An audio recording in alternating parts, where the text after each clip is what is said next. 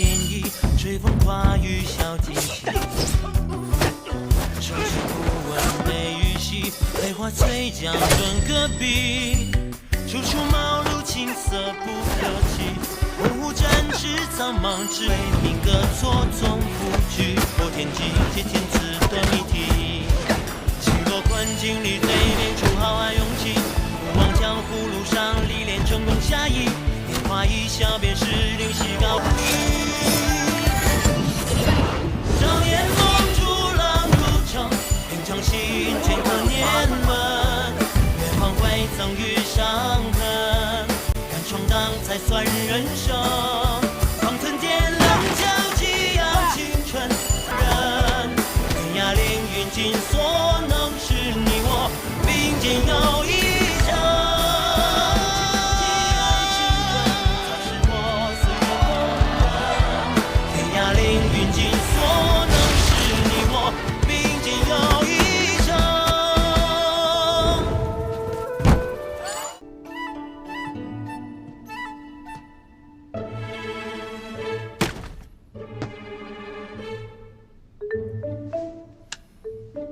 江南霹雳堂，雷家、雷无节前来拜阁。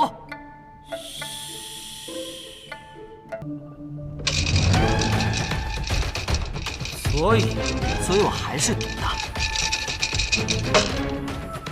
买定离手。哼，要赢还得靠真功夫。离你的手！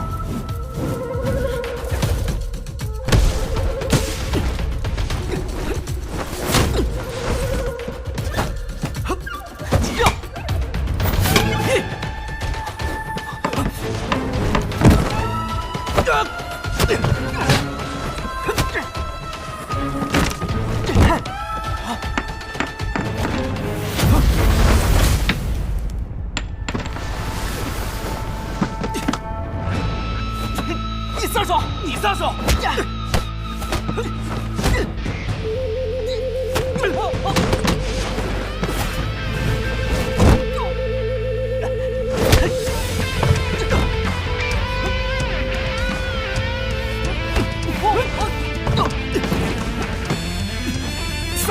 撒手！再不撒手，我教你了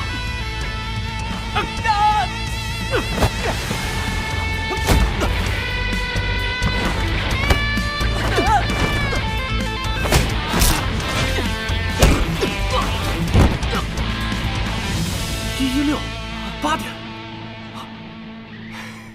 是13点，大的不能再大了。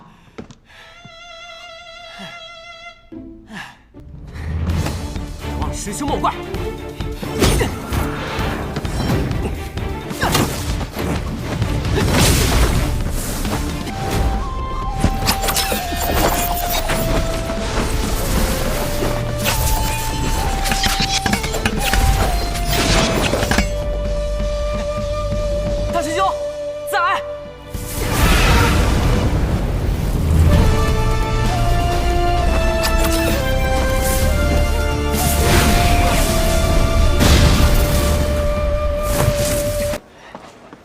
千乐师姐，你怎么又下来了？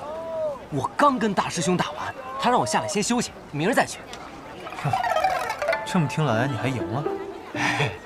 惭愧，惭愧。雷无节，你这三脚猫的功夫怎么可能赢得过大师兄呢？定然是他放水了，是不是？怎么会呢？大师兄说他全力以赴了的。这次先放你一马，等你入了门，我再好好跟你比试比试。不说了，先走了。比就比。行吧，就听你大师兄的话。正好我也累了，马上带你去喝一杯。哎，行。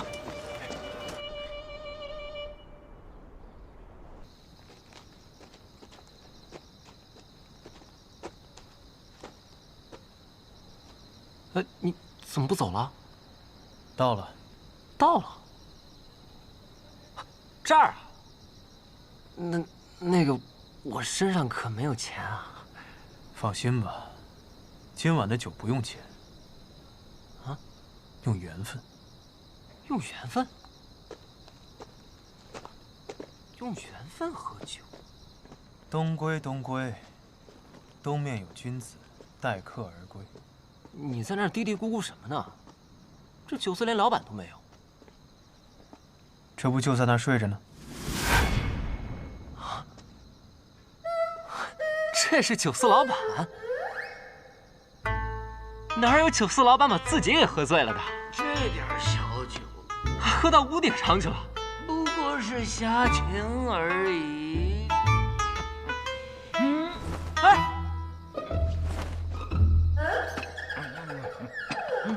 哎，你站都站不稳了，还没喝醉呢？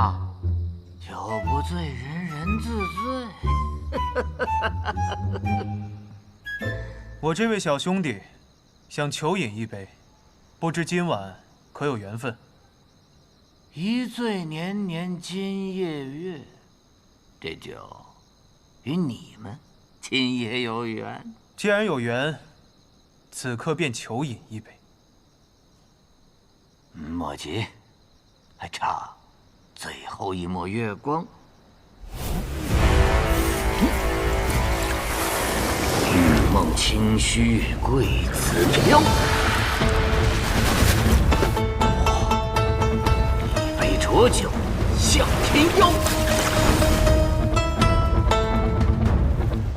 何人嫩爱今宵月？夜上楼头弄玉箫。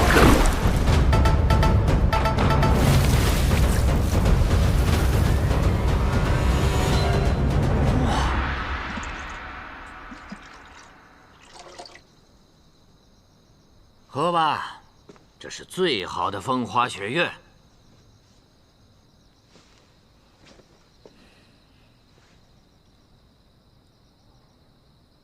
怎么样？舒凉如风，柔美如花，寂静如雪，畅凉如月。好酒能品1味，碉楼小筑的秋露白号称能品3味，我这酒能品4味否？在我看来，人间百味也不过如此了。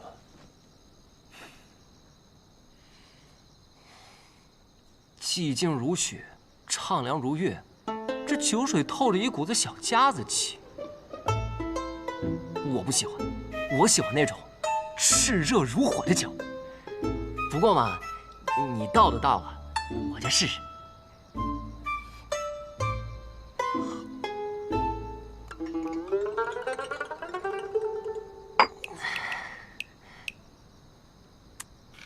这酒，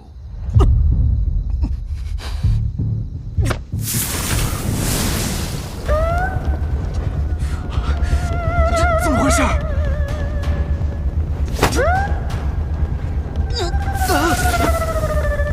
感觉如何？你到底是谁？这又是什么酒？我是一个酒肆的老板，这是我的风花雪月。我现在问你，这第2碗，你还要不要喝？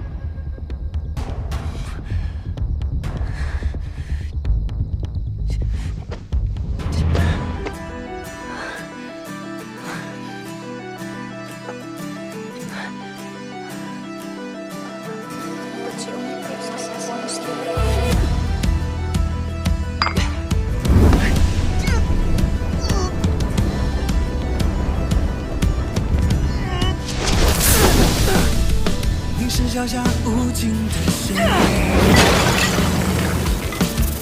他有过这世间的纯洁。这第3碗，你可敢喝？寻梦冰雨模糊了双眼，不顾一切向前，无法抗拒的心跳，随着呼吸改变。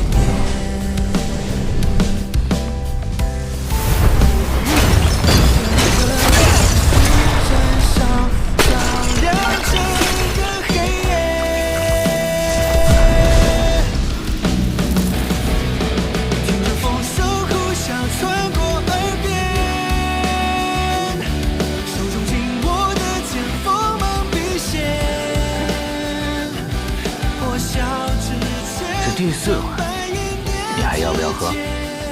这碗喝了，肯定会死。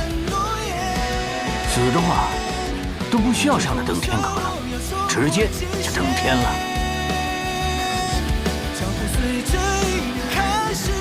给我！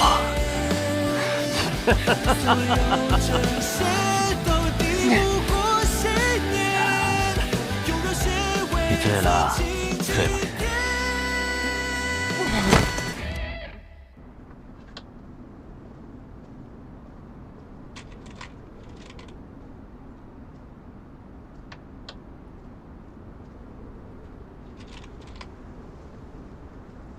那小家伙已经闯到10几层了，定是来寻你的。你不见见他吗？说不定是雷家让他来寻雷云鹤的。若是雷家派他来，他就拿着名次找我了，何必去闯登天阁呢？我见过那孩子，一袭红衣，和他母亲当年一模一样，只是那傻乎乎的性格是学他爹爹的。和你听说你等的那个人也入城了，你为何不去见他呀？你都不急，我自然不急。师兄呢？为何没跟你一起来？他呀，他为了酿他的孟婆汤，要去海外仙山去寻求他最后一味草药。孟婆汤，过去的事情，他就那么想忘记吗？他最想忘记的，只是一件事情罢了。哎，我们正聊着雷无节，怎么一下子拐到大师兄那儿去了？哎，说真的，你真不想去见他？哎，我说你这个执拗的性子啊，真得改一改。他可是你的……哎，罢了罢了，不提雷无节了。除了雷无节之外，还有一位你故人的弟子也来了。故人？望城山，赵玉珍。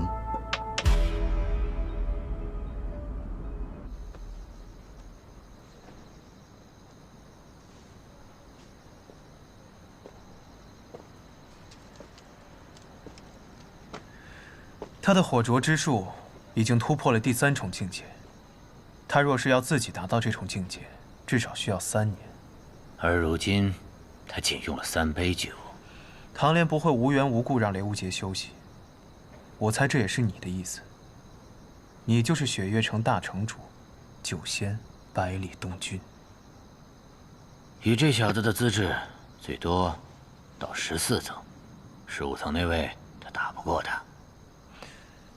15层的应该是守阁长老，雪月城的长老。有什么好猜的？明天不就知道了？也对。这酒馆送给你了，我先走了。前辈要去哪儿？寻酒坊。前辈能酿出风花雪月这样的绝品，还需要什么酒坊？孟婆汤。孟婆汤。只需喝上1碗，你就会忘记所有发生过的事。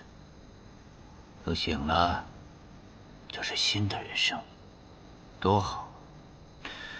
可惜我一直酿不出来。如果我酿出来，你也一定想喝上一杯的吧？萧楚，我叫萧瑟，只是一名客栈的老板。那我也不是百里东君，是一家酒肆的老板。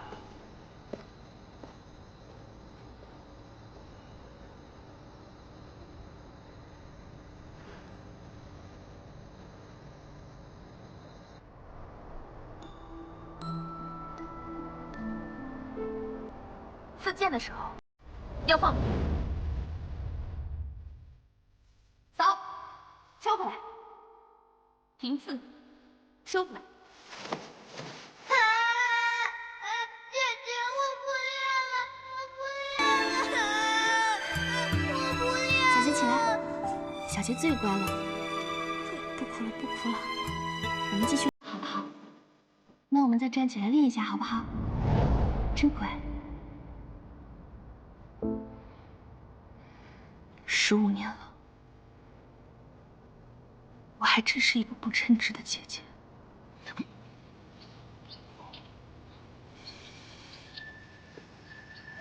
小安，萧子，哎，那老板人呢？走了，寻酒坊去了。寻酒坊？他到底是什么人啊？你管那么多干嘛？人家助你连开3门火灼之术，你只需要记得他是一个高人，也是一个好人就够了。哎，说得对，走，闯登天阁去。哎，吃个早饭再去吧。哎，也对，吃饱了才有力气嘛。走走走，走走走，吃早饭去。马上就要分道扬镳了，最后一顿早餐我请你。萧瑟，你这话说的就有点惆怅了。一点都不惆怅，只是这一趟回去又是那么遥远的路程，仔细想想，竟然只是为了800两。你又来了，又来了！我去登阁去了。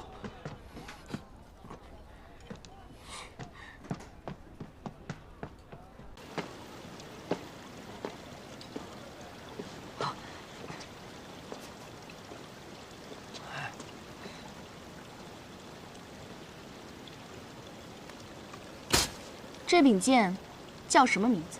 啊，回雪月剑仙。这柄剑是我自己用桃木雕的，还没来得及取名字。要不剑仙您给取一个？懒得取。你为何来见我？啊，那个，我听师傅说多了雪月剑仙的大名，有些神往。此番听从师命下山游历，就很想见一下前辈。现在见到了。啊，见到了，见到了，不愧是雪月剑仙。既然已经见到了，那还不快滚！走！赵师叔，许！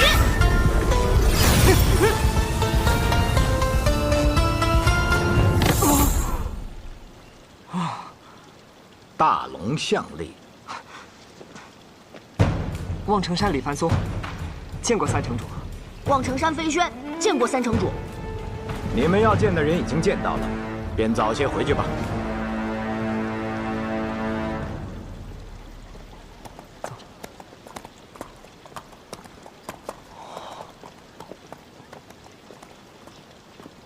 这一带望城山的五运和天运分得不错，看来以后的江湖，望城山要从雪月城手中夺去1半了。谁有稀罕？你呢？为什么来见我？哎，注意看啊，好戏要来了。晚辈雷无节，见过雪月剑仙，恳请雪月剑仙前往雷家堡，见我师父一面。三师尊，这就是你说的好戏啊！这小子，难道不知道韩一的身份吗？雷轰竟然什么都没告诉他。雷轰，他要见我。师父曾与无节说起，他之所以习剑，就是因为见过了雪月剑仙一剑，之后更是时常念起那一剑，希望能与前辈再见。如今，师父被庞氏所绊，不能离开雷家。雷无节，斗胆恳请雪月剑仙前往雷家堡，见我师父一面。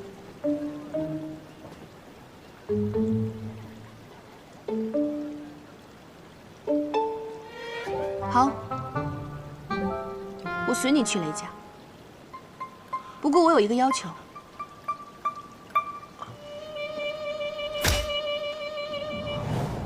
懒得去。剑仙手下留情啊！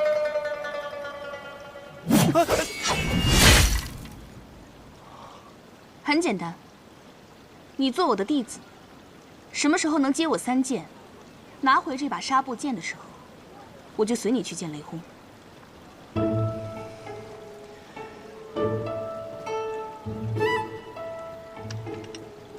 你不愿意？剑仙剑术通神，雷无节早已心生神往。不过，此事事关重大，还需要与师父知会一声。你的意思是，先去见雷轰，再来说拜师的事？你知道这是什么吗？空手套白狼。雷无姐，拜入剑仙门下是求也求不来的机会，不要再犹豫了。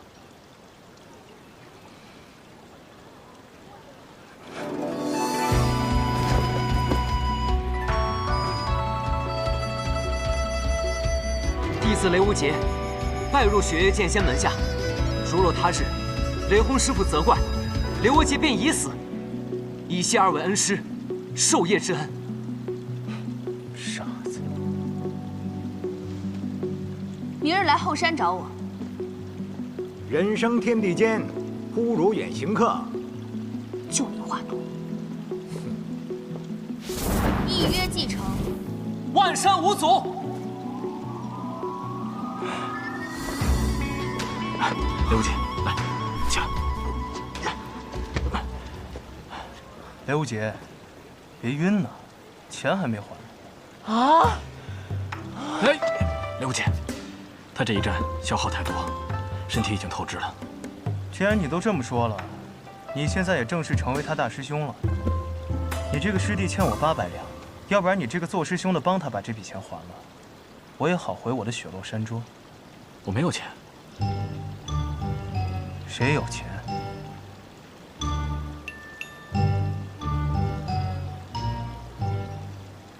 来，走。没错，雪月城上上下下所有的金钱开支，都是由我来负责的。那就好办了，800两。听唐莲说，你的名字叫萧瑟，是又如何？好名字。少拍马屁，该还钱还钱，我着急赶路。萧瑟，你钱自然是要还的，只不过在下想请萧兄弟到雪月城稍住几天，我心中还有几个疑虑，想要向萧兄弟请教。我若是不从呢？难不成要以武力威胁我？自然不会。想要萧兄弟进入雪月城，在下的确是有私心的。什么私心？长风不才，想收萧兄弟为徒。阿爹，你说什么呢？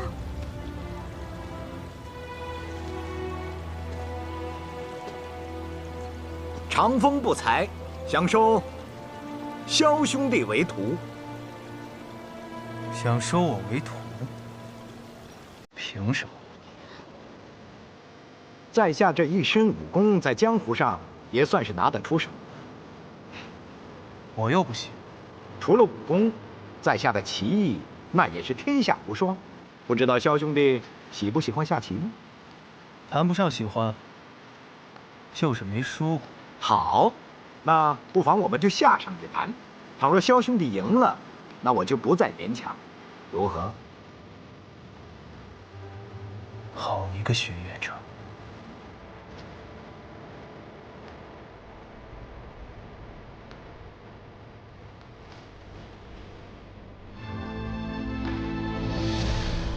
你当初就是这么骗落霞仙子留下的？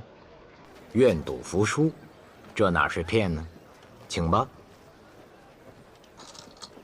围棋乃是鬼道，并非大道。想不到堂堂3城主，竟如此沉浸鬼道。若以4城为棋子，天下为棋盘，可算大道。 3城主好大的谋算，不过萧某志不在此。在萧某看来，任何谋算都大不过银子。志不在此，还要银子，我就不明白了。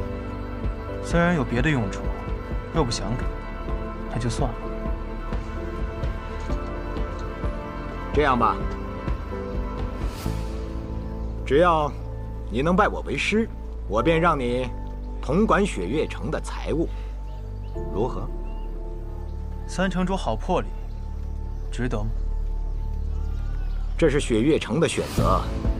月俸800两，不够。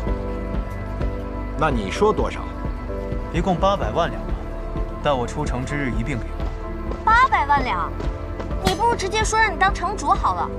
好，成交。既然你心不在此，但是以4城为棋子，天下为棋盘的棋局已经摆好，我们所有人都是棋子，你我都不例外。那只是你觉得。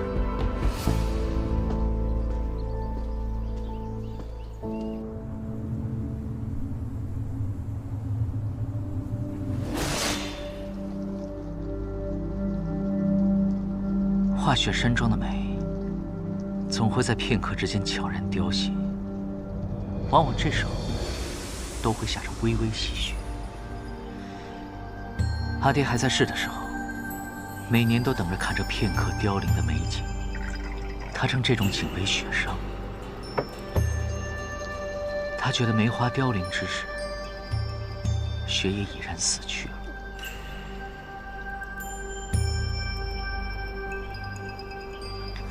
本来等了许久，想看这场雪殇的，只是你竟一刀将这些都给斩了。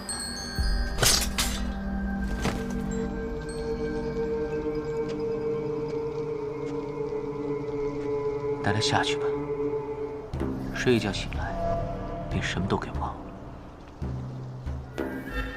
12柄鳞刀现在已然都断了，剩下的事情就交由你们去做吧。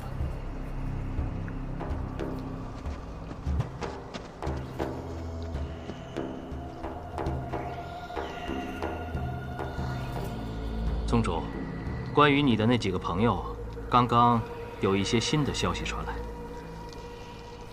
他们最近怎么样了？唐莲离开于师，回了一趟唐门，见了唐门师傅唐莲月一面。萧瑟和雷无节却是兜兜转转，又行了3个月的路，才到雪月城。雷无节前去登天阁，一直到了阁顶，与玄剑仙赵玉珍的弟子一同问见雪月剑仙李寒一。虽然最后被一剑打了下来，但是却被李寒一收入门下，成为了他第1个弟子。这小子运气倒是挺不错的，能被雪月剑仙收入门下。不过听说他的另一个师傅雷轰和李寒一倒是有不少渊源。那另一个呢？那个抠门的老板回他的雪落山庄了。萧瑟也留在了雪月城，并且成为了枪仙司空长风的弟子。我还以为会是九仙百里东君。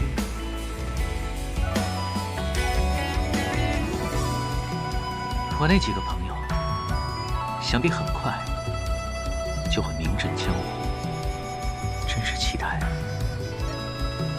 再相逢的那一天。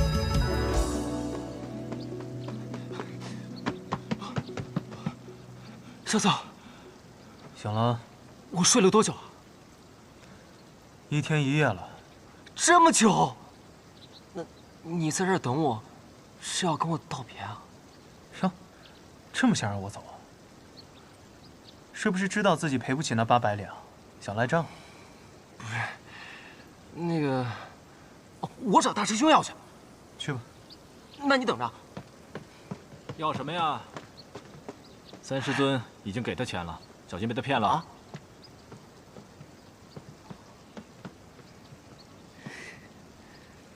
大师兄，这一句大师兄算是叫得名正言顺了。对了，给你介绍一下，坐在你旁边的这位呢，是你的3师弟。3师弟？在你拜12师尊之后，萧瑟也被3师尊收入门下。虽说这雪月城内大家都是师兄弟，3位城主也只有我们3个徒弟，但是不管是从入门的先后，还是师傅的辈分，都应该这么办。你说对吧，3师弟？想不到呀，我竟然能和萧瑟兄弟成为同门。本来还想着这一路走来，你要跟我道别，我还有点舍不得。现在好了，我们可以一直在一起了。谁跟你一直在一起？滚一边去！雷兄弟真是少年心性。我跟你们2个说，咱们3个就一起闯荡江湖，就像那3位老城主年轻的时候一样。也去告告，天下第几当当？我觉得不错。我说雷无节，李寒衣让你第2日就去寻他，我看这第2日天都快暗下来了。堂堂雪月城2城主，向来一诺千金，晚了1刻，你们这万山五祖的约定，怕是就不作数了吧？告辞。小憨货，他这个年纪的少年郎，不就是这样吗？一路向前冲，万事抛脑后。所以才叫他憨货呀。话说你赖在这雪月城不走，真的是为了那800两？错了，是800万两。萧瑟，我有一个问题想问你。当年连月师傅将我送至雪月城的时候，让我替唐门等一个人，这个人是你吗？当然不是。想都不想便说不是。我说你这人还真是奇怪，你就算要等，也应该是等一个如花似玉的姑娘，你等我一个大老爷们干什么？你看着像是一副久经世事的样子，可实际上你才多大呀？你也就比雷无节大个几岁吧。管得着吗你？我不管你，有的人管。这话说得好。3师尊。看来今天我这小院贵客挺多呀。萧瑟，见到3师尊还不赶紧行礼？哎，无妨无妨。我虽想收你为徒，可你并未同意。唐莲、千洛，你们2个守在外面，我和这位萧兄弟商量些重要事情。是。是。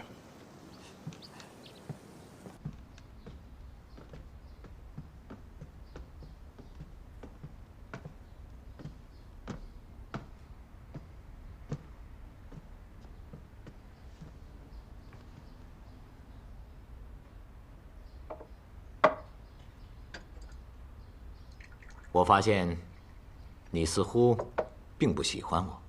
我为什么要喜欢你？因为你是天下独一无二的枪仙吗？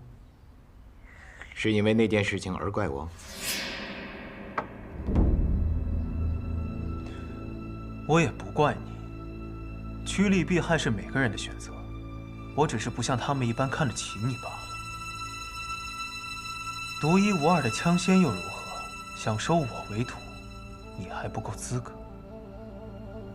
当年你王叔入狱之时，我手提长枪，本已打算冲出雪月城，直奔天启，可我当时却收到了一封信。这封信是你王叔亲笔所写。王叔信上说什么了？他要我接下来无论发生什么事情，都要留在雪月城。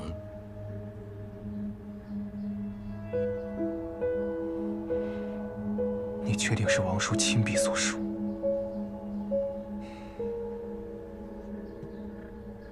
你王叔的笔记，你应该比我更清楚。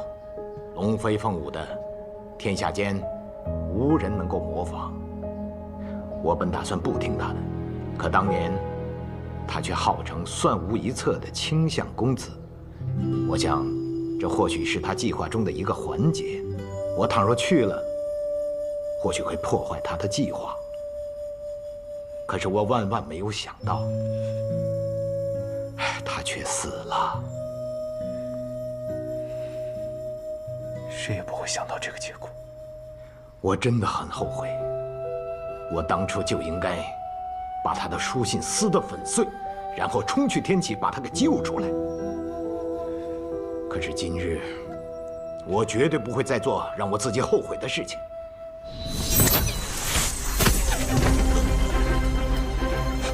做什么？哎，千洛，放心，3师尊一定不会为难萧瑟的。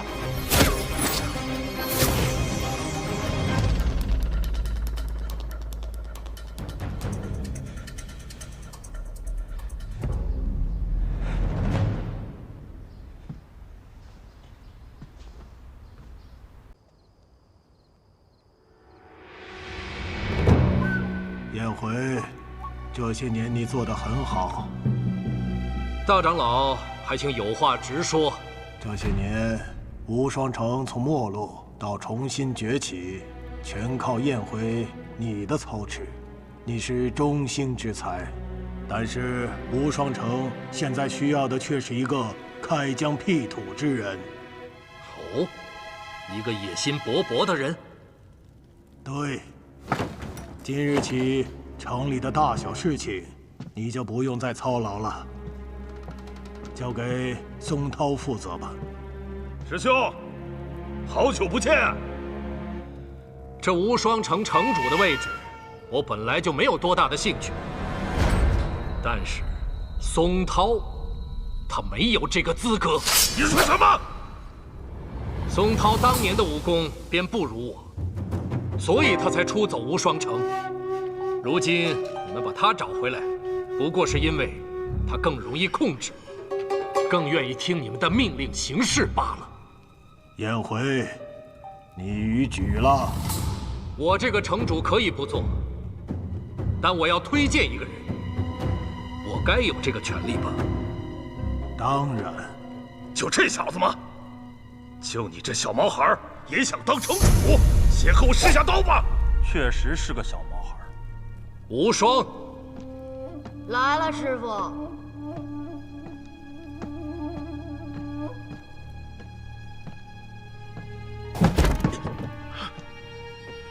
无双剑侠，就是你这个小屁孩！大叔，你哪位啊？叶松涛。哦，好像也没什么名气呀。你就是没什么名气，这回你没记错。无双，下面你就和你的师叔比试一场吧。倘若你赢了，你便就是无双城的城主了。好了，知道了。那就比吧。你站在那里，我们怎么比？哼，没见过世面。云缩、冰霜、风萧、绕指柔、玉如意，陪这个大叔好好玩玩。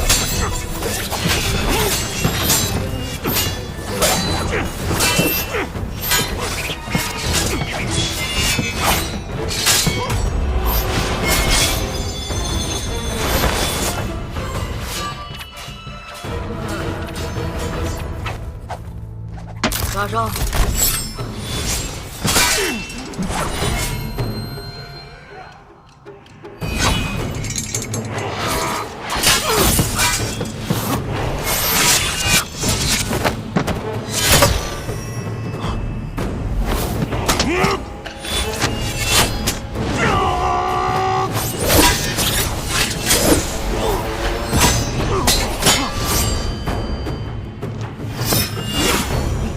你的刀叫断破，我的这柄飞剑叫杀生，也算是你来我往了。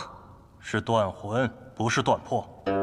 哦，是叶松子的断魂刀。是叶松涛。想吃松子了。燕回，你有一个好徒弟，竟能同时控制6柄飞剑，这样的天资，无双城100年来也未曾见着了。但是，你剑指师门长辈，太不敬了。不敬？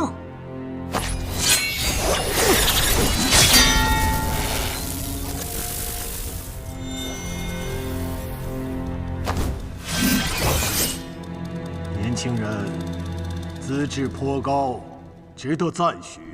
但是你太不把长辈放在眼里了。大长老挺厉害呀，你怎么不当城主？我老了。我倒是挺年轻，你觉得我能当城主吗？燕回，你培养了一个无双剑侠的主人。是。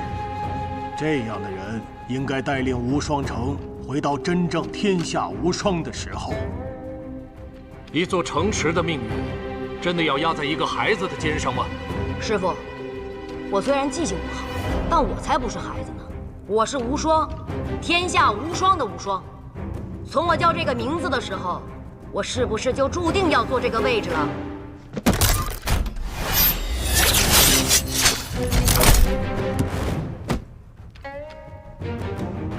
师傅，让个座。大胆！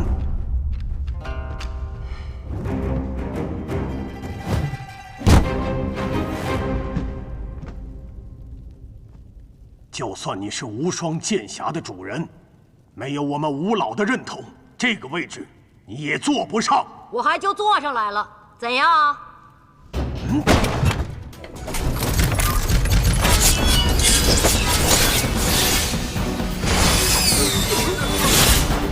大长老，你说这位置我能不能坐？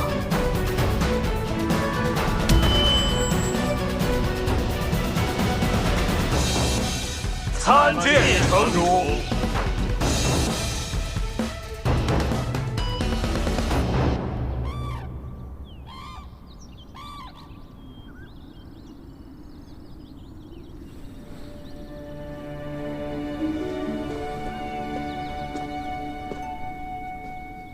师傅，我来履约了。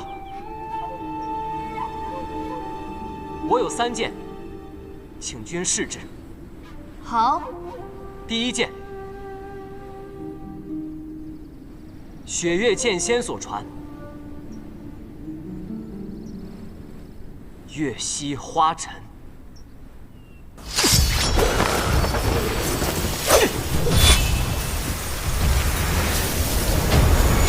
最后明侯拼死杀了天泉老人，自己也受了重伤，被赶到的月姬救了。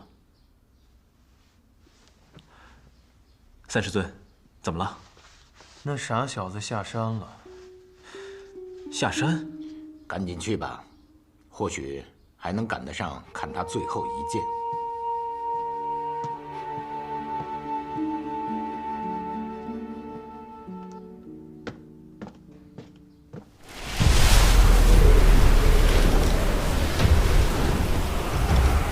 很好，雷轰在你这个年纪，剑术不如你。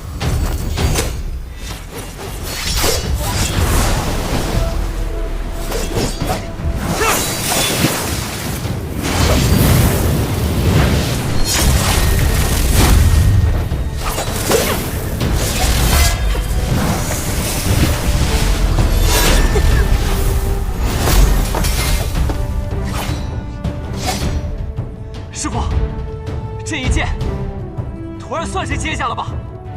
勉强算是接下了，不过，只有这个程度的话，你接不下剩下2剑。只有用这个办法了。剑回！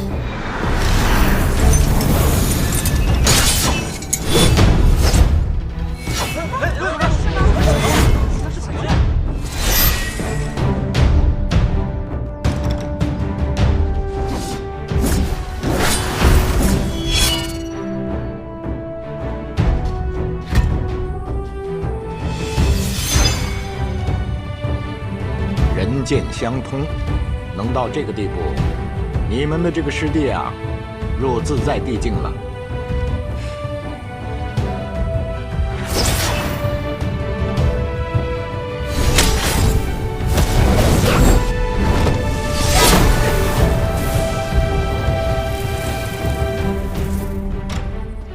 第2剑，双手剑术，其1，雷门剑客，雷轰所传；其2，雪月剑仙李寒一所传，名指云烟。这第2剑，请师傅试之。好，为师也赐你1剑，这一剑也有一个名字，叫平地一声雷。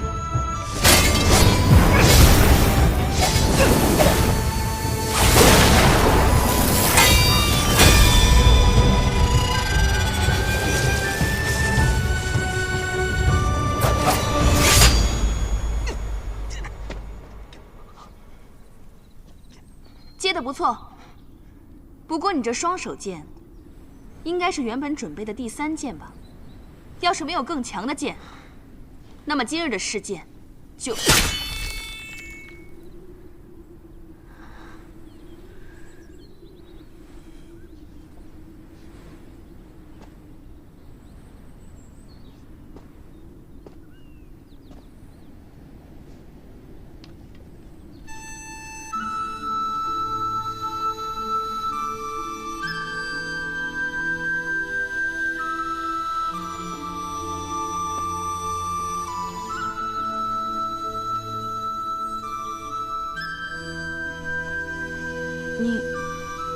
这是什么？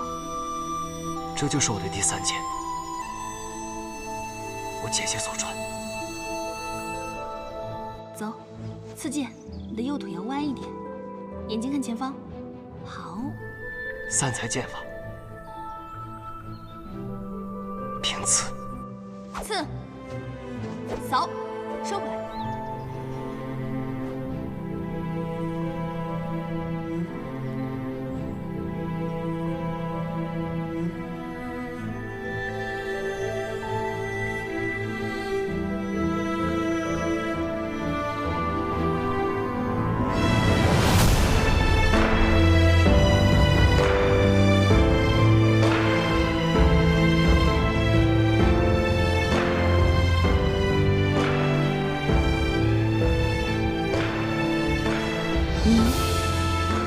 早就知道了，姐姐还是那么爱哭。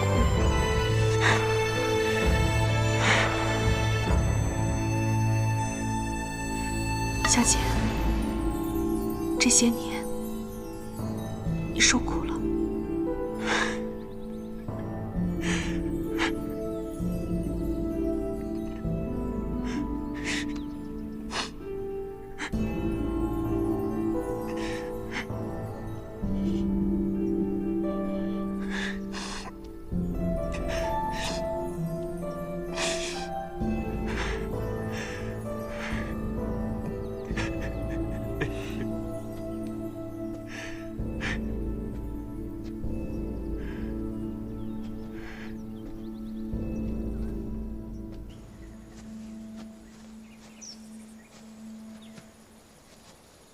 3师尊，这是怎么回事？刚才2师尊他……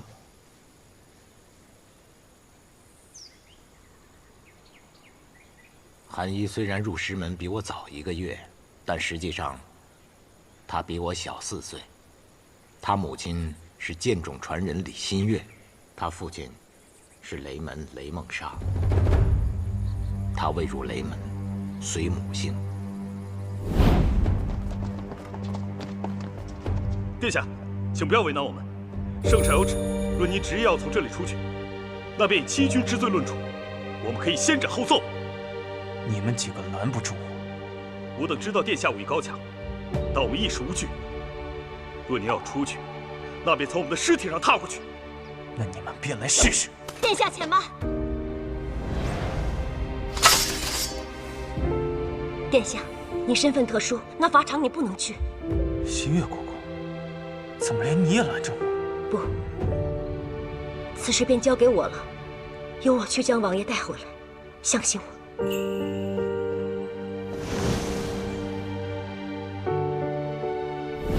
雷门4杰，雷梦沙。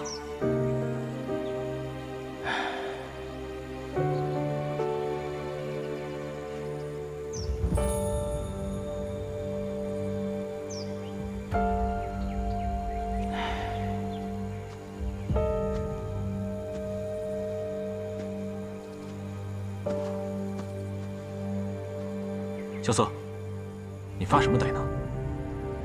有些事真的是宿命。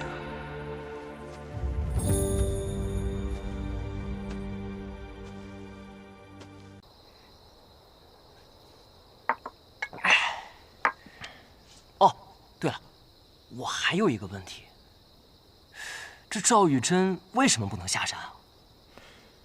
江湖上关于赵玉珍的传言很多，传说在她出生之时，一道霞光照进屋内，望城山老天师亲自下山迎接，因为他是神仙转世。之后便把他接回望城山，从此再没下山一步。有人说这赵玉珍不能下山，是因为老天师吕素贞的一道真言，说是如果让他下山，便会引起市局动荡，甚至会影响天启城里那一位的位置。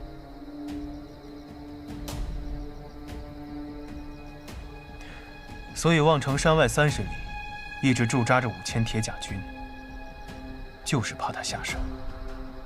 不过还有人说，赵玉珍身上聚集着望城山当代的武运和天运，所谓真言不过是杜撰，只是怕他一去不回罢了。那以他的本事，若真想下山，是不是没人能拦得住他？10年莫说是下山，赵玉珍连自己的小院都极少迈出。我猜他是在等一个人，如果这人不来，他可能会一直等下去。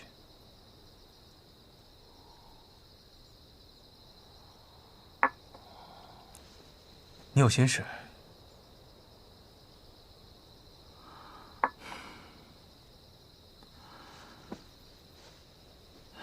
我出生在唐门，是唐门长老唐连月的弟子。原本以为会生在唐门，死在唐门，却忽然被送至这雪月城，拜天下闻名的九仙百里东君为师。连月师傅告诉我，让我在这里等一个人。我已经等了6年了。你们唐门的人总是这样，从一出生开始，就被赋予了太多使命，所以活得一个比一个累。雪月城的事你要管，唐门的使命你又不能忘。这个世界上这么多人，每天活着，不过也都是为了自己活着，哪有那么多的事情要想？话说你留在雪月城，真的是为了银子？毕竟事关银子的事，都是大事。800两，还真是大事啊！错了，是800万两。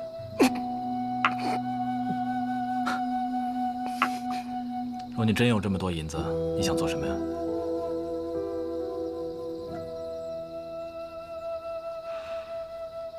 招兵买马，踏碎那天启城。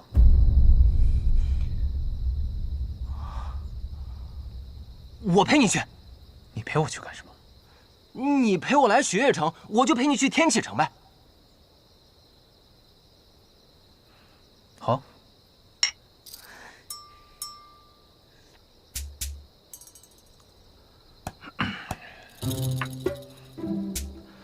你真不是我要等的那个人。你个大老爷们儿，等我干什么呀？怎么跟你大师兄说话呢？信不信我揍哭你？你也就欺负我不会武功吧？敢不敢比个别的？好，比什么？你是九仙的徒弟，咱们就比喝酒。好。哎，那我去搬酒。来。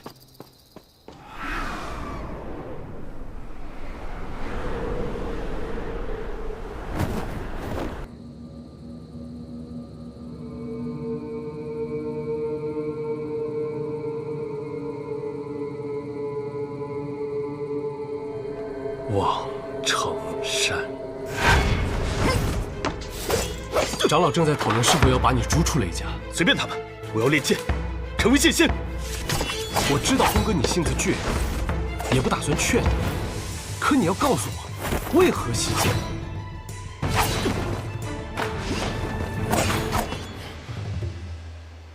因为在望城山上，我见到了。怎么回事？天底下不可能有这么强的剑气！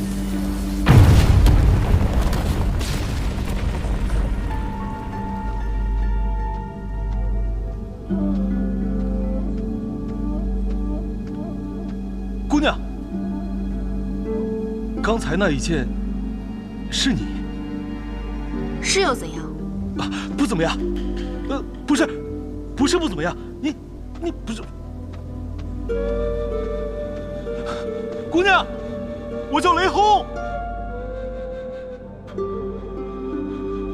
一剑之美。望城山，来者何人？胆敢闯上我们望城山？江南霹雳堂雷家雷云鹤前来拜山。赵玉珍，你给我滚出来！找死！惊雷指，给我破！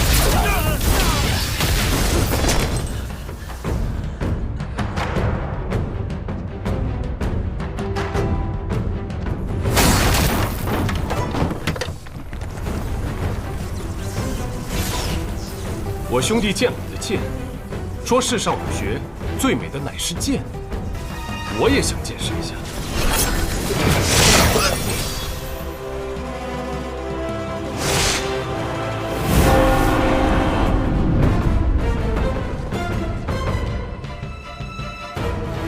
赵玉珍，我又来了。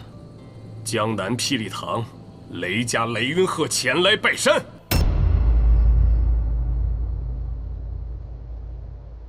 春庭乐舞，遥香老光武。不转回廊，半枚晚冕香。青云薄雾，总是少年行乐。不似秋光，只与离人照断者。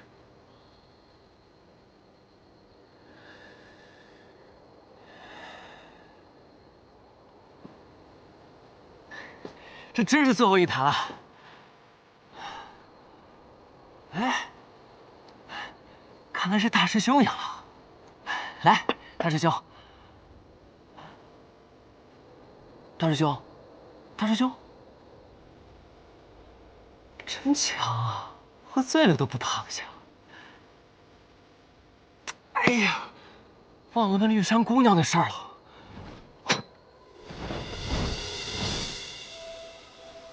夜闯雪月城，啊，那是师傅闭关的方向。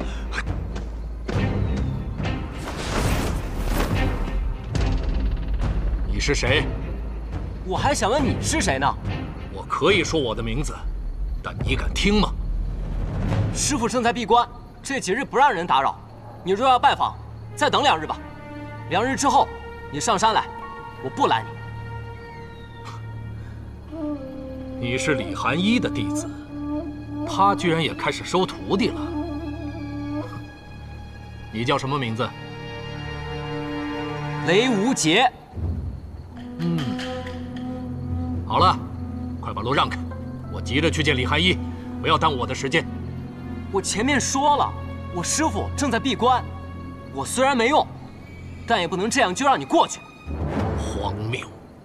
你能拦住我？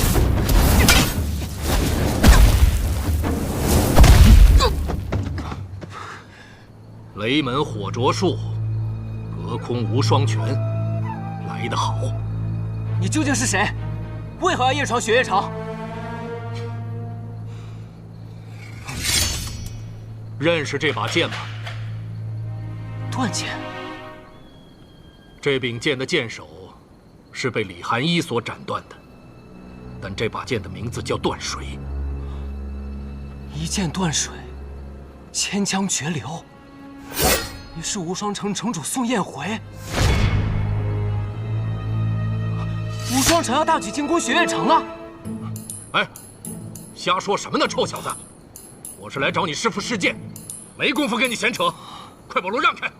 宋城主若是执意要过去，请出剑。让我出剑，你还不够资格。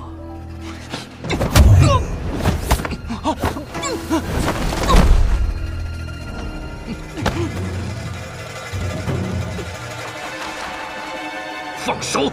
我说了，只要我还没死，你就不能过去。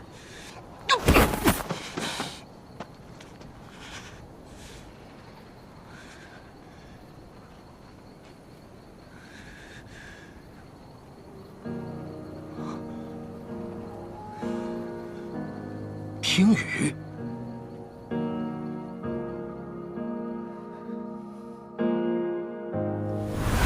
你需要找到拔剑的理由。拔剑的理由？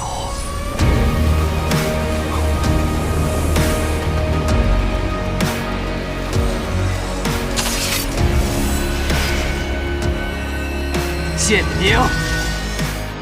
我也有一剑。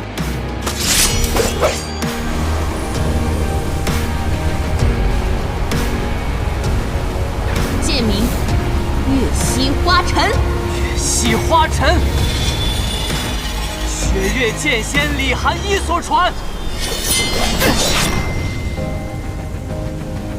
请宋城主赐教。够美，你够资格接我一剑。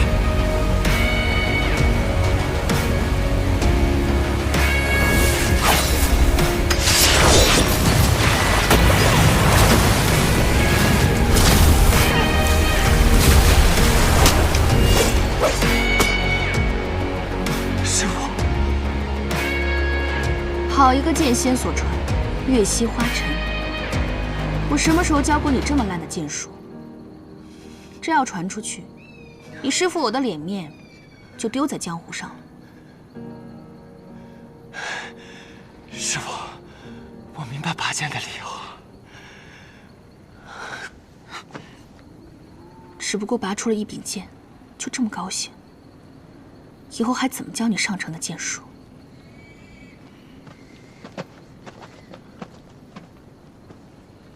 守护之剑，你收了个好徒弟。果然，还是这个结果。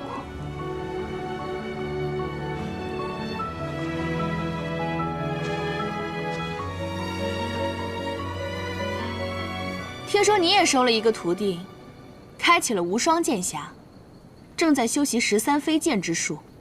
我这个徒弟，天赋远在我之上，他5年之内必成剑仙。好，5年。我这徒弟3年之内必成剑仙。哎，你永远都这么骄傲。宋彦回，你找我试剑3次，败了3次。不过这一次，将是你我最后一次试剑。从今天起，你将不再奢望敢战胜于我。来吧。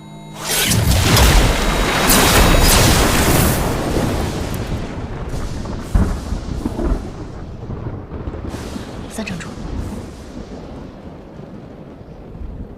落霞，你见过剑仙一怒的剑吗？都说仙人太上忘情，不喜不怒，不悲不爱。除了以霸剑闻名的怒剑仙，其他似乎每一个人都不轻易动怒。因为平时轻易不动怒，所以一怒拔剑时便可毁天灭地。韩一生气了。宋颜回他伤了雷无节。雷无节拔出了听雨剑，是韩一最害怕的理由，拔出了剑。落霞，你跟宋颜回在苍兰江有过一段渊源，你去救他一救吧，不然的话，恐怕天下4城之一的无双城主就要死在雪月城了。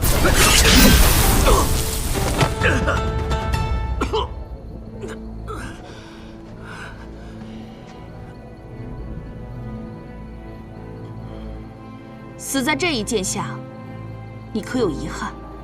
今日事件，我已无憾。你也是受一城之累。如果你不是无双城城主，你的修为不止如此。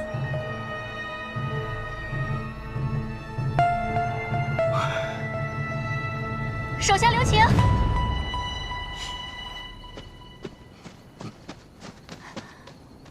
为何？你打了3次都打不赢，还要硬来，你有完没完？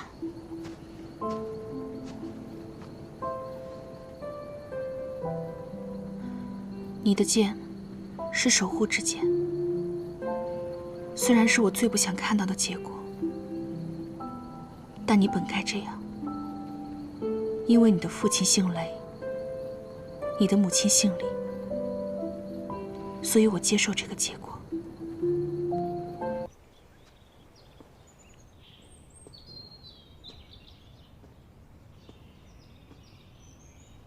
儿臣参见父皇。哟，哈哈，重儿来了。哎呀，来，坐。谢父皇。哎呀，重儿，你是顾众多的皇子中最为稳重的一个，啊，喝茶。也是顾呢最值得信任的孩子，很好啊，只是你的演技一直让父皇放心不下。最近太医院找到什么办法了吗？回父皇，儿臣一直在服用汤药，这么多年，也只是勉强能看到些虚影。顾会派他们继续去寻找名医的。重儿，总有一天，你的眼睛会治好的啊！让父皇操心了。对了，父皇，不知今日召见儿臣，所为何事啊？哦，顾听说天外天那个质子回去了。12年约已满，按理来说是该回去了。对了，父皇，这件事情不是已经交给锦仙公公处理了吗？既然锦仙公公同意放他走，就是觉得他对我们北离不再造成威胁了。他个孩子家，能刮起怎样的风浪？姑才不在乎这些呢。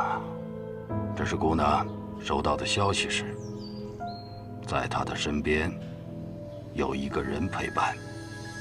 那个人嘛，好像就是楚河呀。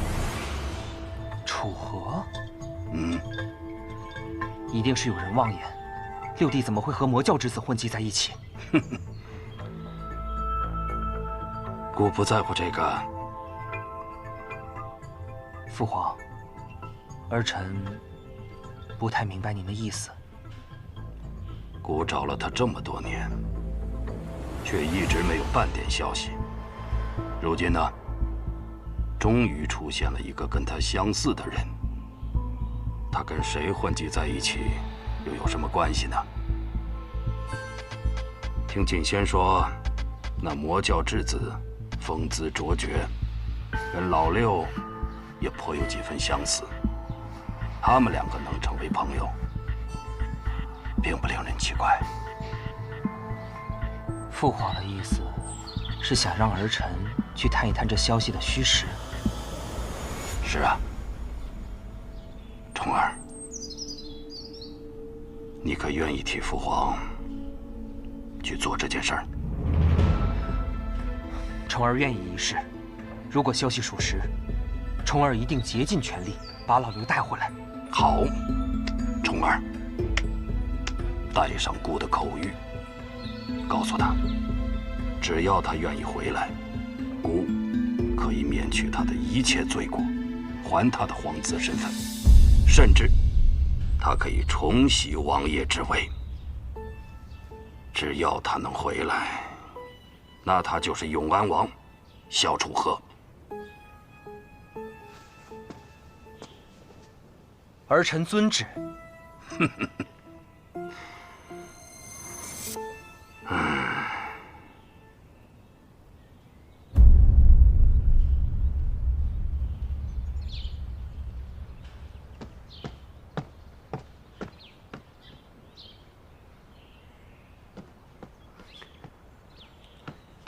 嘿，你怎么一点反应都没有啊？这才过了1日，你怎么又逃下来了？自从我接了我姐3剑之后，便不用在苍山上继续练剑了。我姐说，只要我每日花几个时辰专心练剑，剩下的时间可以在雪月城自有安排。嘿嘿。摘下了师傅的面具后，相认了姐弟的身份，倒是变得宠溺起来了。看来这天底下的姐姐都是一个样子，雪月剑仙也不能免俗。哎，你怎么对雪月剑仙是瓦解这件事情一点都不感到惊讶呢？这有什么好惊讶的？你是雷门的人，李寒衣是雷梦莎的女儿，你们本就是血亲，只是关系亲疏的问题罢了。传闻新剑传人李新月是江湖4大美人之一，且极为聪慧，怎么就有你这样的傻儿子呢？哎，那不是还有我爹吗？哎，我爹雷梦沙怎么样啊？战场之上身披银甲，脚踏神驹，是个鬼神般的人物。那战场之下呢？话痨起来闯祸，琅琊王对其十分头疼。哦，我就是我爹，不对，我随我爹，我姐随我娘亲。所以你来找我到底有什么事？哦，对了，你对雪月剑仙是我姐这件事情不感到惊讶，我还有一件事情一定让你惊讶到下巴都掉到地上去。是吗？萧老板，我天下百想，能让我惊讶的事可没几件。千落师姐要嫁人了，哎，你看，是不是很惊讶？从哪儿听来的小道消息？那自然是听我姐说的呀。所以千落最近忙着找夫婿，哪来的夫婿啊？他最近抓紧练武呢。刘姐，我有点不太习惯我们现在的对话方式啊，总感觉你我的身份好像反了。以前那个平时一问三不知的人，不应该是你吗？哎，那是平时我都让着你的。哎呀，罢了罢了，我就一口气说完。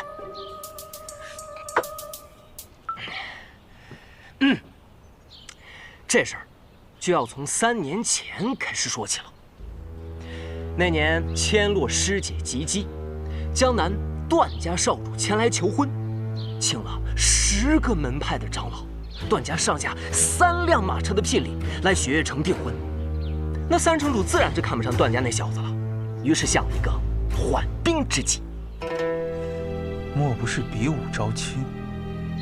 哎，你不是不知道吗？有点脑子的人都能猜得出来。啊，你说的没错，的确是比武招亲，而且算到现在，就是3日之后。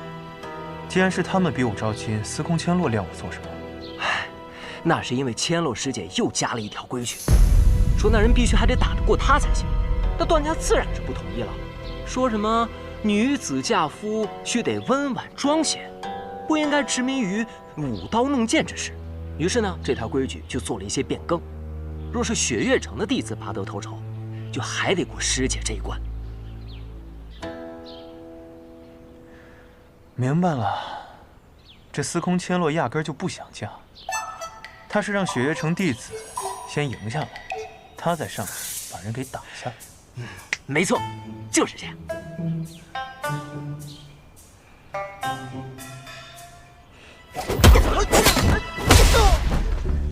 你们这一个个家伙，平时不好好练武，一到关键时刻，就这么不堪一击。千落师姐不仅自己勤学苦练，还帮其他弟子训练呢。击败那个姓段的没什么难的，我那天看到他出手了。他最后一道暗器虽然将唐莲逼入绝境，但其实是因为唐莲不愿出手伤其性命，故意放手。哦，若论实力，唐莲远在他之上。我怎么听见有人在夸我呀？哎，大师兄。我只是阐述事实罢了。哎，既然你们大小姐遇到了大问题，你这个做大师兄的，是不是该出手相助一下？我不能出手。为什么？若我出手，最后就剩下我跟千落一战。以雪月城的威严和千落的性格，众目睽睽之下，我自然不能像登天阁放水雷无节一样放水千落。再说了，这么多年，我跟千落早已如兄妹一般，总不能真的让我娶了她吧？哼，哪那么多理由？我看你就是怕参加比武大会，被天女蕊知道了，破坏你们俩的感情呗。你再乱说，我可揍你啊！我相信大师兄是真心的。还是雷师弟懂我。相信什么呀？对天女蕊是真心的。我看你小子也欠揍了。哎，我不说。不对，我不能去，雷无节你可以去。那我不行。为什么？那我说实话，要是若依姑娘知道了，她以为我中意的是千落师姐，到时候我解释不清啊。那你想多了。人家叶姑娘根本不会在意的。万一呢？你们在聊什么呢？我们在聊，想让雷无杰帮你打擂台。啊！本小姐的事儿，要你多管闲事。千洛，千洛，我忽然有个想法，雷无杰，大师兄，看到此情此景，就连我都很难不产生这个想法。小四，别跑！这才刚刚消停几天呢，又开始了。我这个女儿啊，我倒不这么认为，他们这个年纪越喜欢一个人，就越喜欢跟他作对。只可惜3天后的比武招亲，我还没有想到一个万全之策。实在不行就耍赖吧，耍赖这个事儿，大城主老干，你不妨试一试。他耍赖是因为有我在后面给他收拾烂摊子，我要是耍赖的话，那整个雪月城的威严可就荡然无存了。难不成真的让千洛嫁出去了？千洛要嫁，一定要嫁给她自己喜欢的人。这个事情交由我来办。我左看右看，整个雪月城能够出战的，确实是你那个弟子，骆明轩。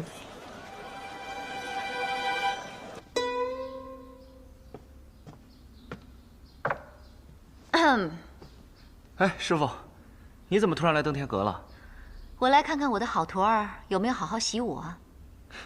放心吧，师傅。最近呢，我一直在研究这个仙人六伯，越看越有几分门道了。相信我，总有一天我一定能悟出其中剑法的奥妙。你别看那些人一个个现在威风凛凛的，等我成了剑仙，定给师傅你争光。现在就有替我争光的机会，去不去？师傅，你该不会让我替千洛师姐打擂台吧？我可不喜欢她，她那杆枪那么厉害，我想想都害怕。怕什么呀？女孩嘛，就是嫁了人以后才会变得温柔。以前千洛的娘亲是很厉害的，千里奔袭，追到司空长风以后，一脚就把他从马上踹下去了。可是后来呢，还不是雪月城最温柔、最美丽的女人？那我还是觉得师傅你更美一些。就你湖州，你入城拜师的时候，千洛娘亲已经走了，你根本就没有见到她。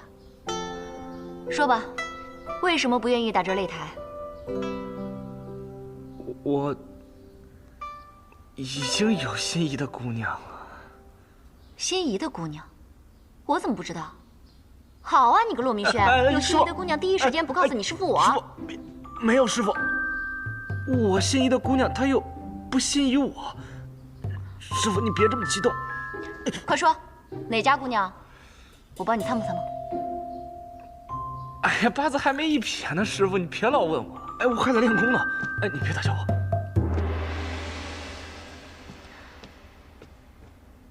师傅这是受司空长风所托，实在是没有办法了。要不这样，你把他们都打下去，然后你输给千洛不就得了？真的可以这样？这次稍稍不这么卖力，不就输了？这么快就回来了？搞定了。好。怎么，不高兴的样子？不是因为这件事情。又发生什么事了？有贵客要来雪月城。既然是贵客，又为何一筹莫展？因为这位贵客，他姓萧。此时此刻，雪月城应该收到信了吧？殿下，你说雪月城收到信件后，会不会把萧楚河藏起来？雪月城或许有这样的想法，不过以楚河的性格，他是绝对不会再躲藏起来的。可是他已经藏了很多年了。他既然选择了踏入雪月城，就不会在意被我们发现，更不会再示弱了。难道殿下还真的想把萧楚河带回天启城吗？本王身上可是带着父皇的口谕。可，想说什么就说吧。藏民深知殿下重情重义，可还恳请殿下好好想一想，这萧楚河为什么偏偏在这个时候出现在雪月城，又怎会引得司空长风要亲自点名收他为徒？雪月城以前是效忠琅琊王的，萧楚河他也一定会利用这一点，请殿下恕属下谏言。萧楚河夺嫡之心昭然若揭，他若是回到了天启，很多事情本王无法改变，更何况城中的那个人，或许真的不是楚河呢，真的只是萧瑟，一个客栈的老板。殿下，起来吧，给雪月城再传封信。此行我们入城，不能加以任何阻拦，不能告诉任何人。我们悄悄地入城，去会会这个叫萧瑟的男人。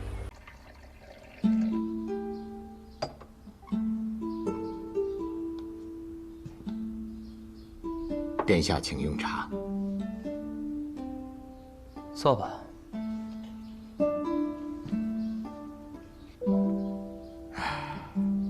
许久未见到白王殿下了，没想到再次见到殿下，却让殿下见到了这番狼狈的景象。无妨，无论是多么狼狈，本王也都是看不见的。哦，长风失言了。本王只是跟朱雀使开个玩笑罢了。白王殿下所开的玩笑，向来都不是很好笑的。本王记得，儿时见到朱雀使，朱雀使总是劝我，不要活得那么累，开心一点，多笑一笑。这么多年，本王一直记在心里，可却再见到朱雀使，朱雀使依然觉得本王不好笑。哦，那倒不是，只是比起以前，好笑了些。也罢，本王跟其他皇子相比，因为这双眼睛，确实多了几分悲凉。今日之事，多谢白王殿下仗义出手。就算我不出手，朱雀使想要解决，也是易如反掌，只不过会慢一些。今日本王有急事，所以就越俎代庖了。哦，但不知白王殿下所说的急事是什么事呢？本王有一份口谕要传。放心，这份口谕不是给朱雀使的。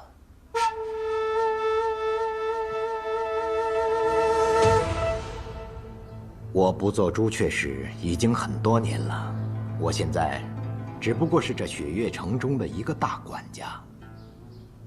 那我就唤你司空城主。这样听起来顺耳多了。这份口谕是传给那个人的。其实今日之前，我也不知道他是否真的在这里，直到方才。虽然我看不见，不过这么多年，他那给人惊喜又给人惊吓的习惯，却依然没有改变。那这件事情，便是你们之间的事情了，跟雪月城毫无关系。我听说，他拜你为师，是我要收他为徒，他既没有答应，但也没有拒绝。本王明白了，司空城主是想让雪月城与这件事情撇清关系。这世上，敢不接圣上口谕的人少之又少，而接了又不听的人，则是更少。但他恰巧是其中之一。那我雪月城想跟这件事情撇清关系，有什么错吗？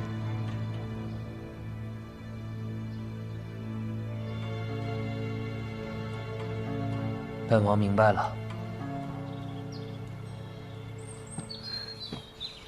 都怪你！你说你为什么不多打一下？你那么着急的下去，你是怕师姐主动投降，你不得不娶她呀？雷无节，你再胡说八道，我就撕了你的嘴！谁会想先投降？谁会想嫁给这个家伙？千洛，这一次萧瑟的确出了不少力，若没他的话，今日怕是很难收场。还有那个骆明轩师弟，等他伤好以后，你也去看看他。他若不是被人暗算，也能替你打赢那个段玄衡。萧瑟，多谢了。不客气。我司空迁怒欠了别人的一定会还。要是萧瑟你哪天需要我拼命，我一定义不容辞，把这次的恩情给还了。不必了。萧瑟，平时不是挺热心肠的吗？你怎么整天摆着个臭脸啊？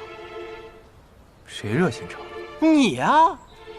哎，我跟你们说，我今天都没叫他上去，他自己一下冲就上去了。真的？千真万确。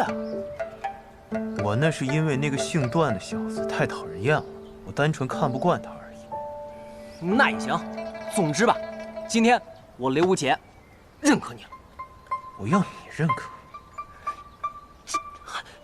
啊，好了好了，不说这些了。比武招亲这件事呢，总算是过去了。白王殿下也能当场证明这场比武的公正性，想来他们日后也不敢再说些什么。对啊，大师兄，那个王爷好威风啊，现场几百人一下就跪下了。但是，为什么城主是半跪呢？三师尊曾经是天启城4大守护之一的朱雀使，面圣都可以行半礼，一个王爷，自然也没有资格让他行全礼。哦，原来城主是朱雀使啊！哎，那乾隆时期岂不是朱雀令的传人？阿爹跟我提过此事，我才不感兴趣呢。我又不认识那个人，凭什么做什么守护啊？对了，我阿爹可以半跪，萧瑟你为什么不跪啊？对啊，我腿脚不太好。这师兄，你看他又在那胡诌。我祖上有些荣印，可以面圣不跪。你看这个答案可以吗？真的？看你平时抠抠搜搜，还是世家出身呢。哎，对了，大师兄，你说他一个天启城的王爷来我们雪月城干嘛呀？应当是有什么重要的事情要和三师尊商议吧。毕竟三师尊曾经是朱雀使，当今圣上能够登基，三师尊也有一份功劳。但是天启城的王爷突然来雪月城了，总给人一种不安的感觉。父亲早就说过，最讨厌的就是那座城里的人了。我倒是觉得那个白王殿下挺不错的，不过就是眼睛有那么一点不对劲儿。因为他看不见。看不见？他幼年时期拿了别人盘中的一块糕点，吃了之后就瞎了。这么多年明德帝寻遍天下名医，也没能治好他。也是个可怜的人呢。萧瑟，尹长老，白王殿下在后院等你，你先过去一趟。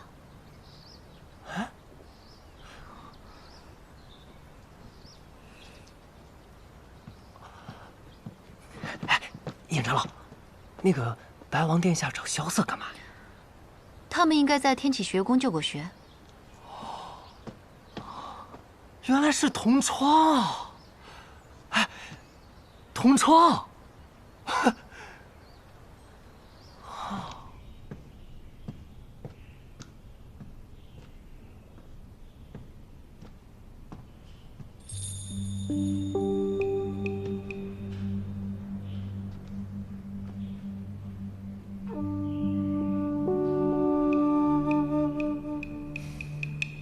我是个瞎子，我看不到你，而你却能看到我。怎么？既然都见到了，也不唤我一声吗？参见白王殿下。你就是这么叫我的？我只是一介庶民，见了当今二皇子白王殿下，还能怎么叫？毕竟叫错是要杀头的。那你可知道，白日见我不跪，也是要杀头的。我的头就在这儿，殿下若是喜欢，拿去便是。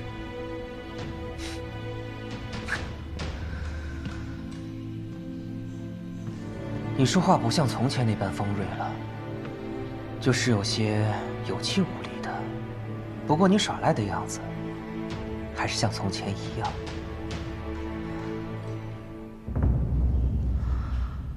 还是唤我一声二哥吧，好多年都没有听到了。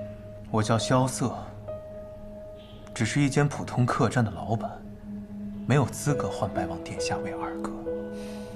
那好，雪落山庄萧瑟，草民在，接旨。接旨。接旨。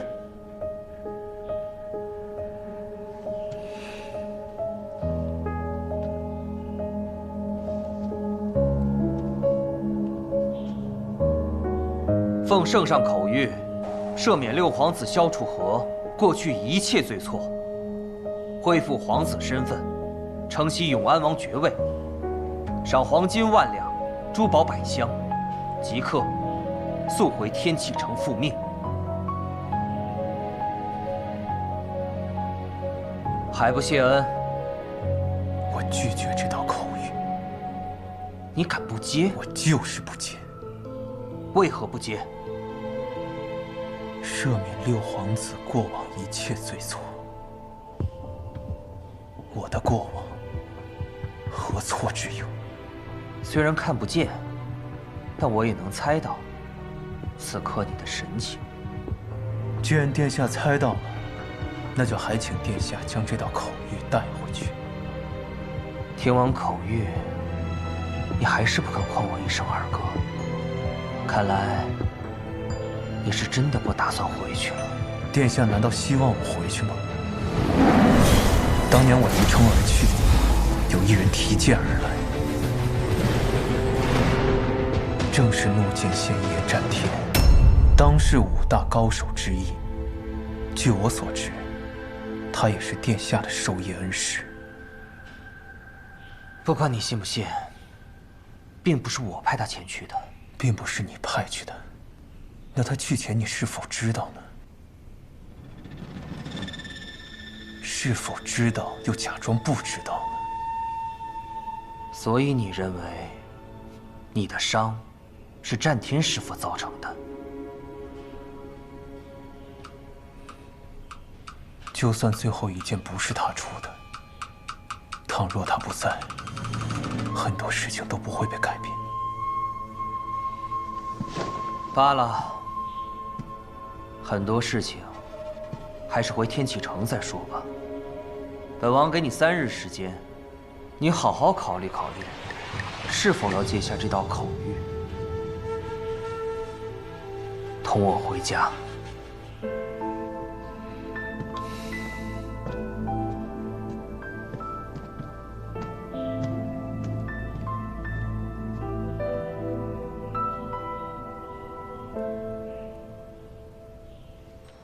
殿下，我在外面都听到了，这萧楚河如此大逆不道，直接上报陛下，让陛下收回成命，然后再重重治他的罪。桑明，这些话你只能同本王说。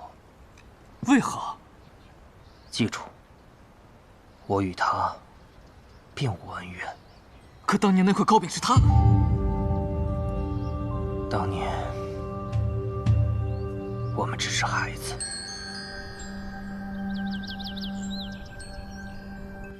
最近雪月城还真够热闹啊！是啊，先是有人闯进登天阁顶问见雪月剑仙，再有这百花会，如剑仙亲临礼赠四方，再加上这比武招亲，把尊贵的白王都给引来了。可你知道，我是个不喜欢热闹的人。哼，那感情好啊！你现在就去替我把白王给我赶出去。这有何难？当年我一剑逼得他老子都跟我立约，一个王爷罢了，我去就回。开玩笑，开玩笑呢，你何必当真呢？你干嘛总是把雪月城满城上下的脖子全给提起来呀？这个白王啊，他来只不过是想带走一个人。消息传得还真快，既然皇帝想让他回去，应该已经赦免了他的罪，这是好事啊。其实萧瑟最想赦免的不是他自己的罪，而是琅琊王的罪。这不可能，琅琊王案当年已经是个死案，明德帝不会愿意做出任何妥协。是啊，这是一个死局啊！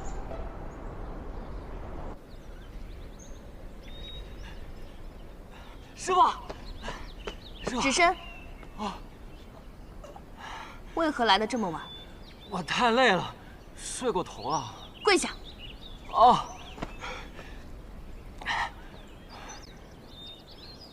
还真是个傻子，还不快行拜师礼！哦，弟子雷无节，拜见师傅。我怎么收了这样的一个徒弟啊？起来吧。哎。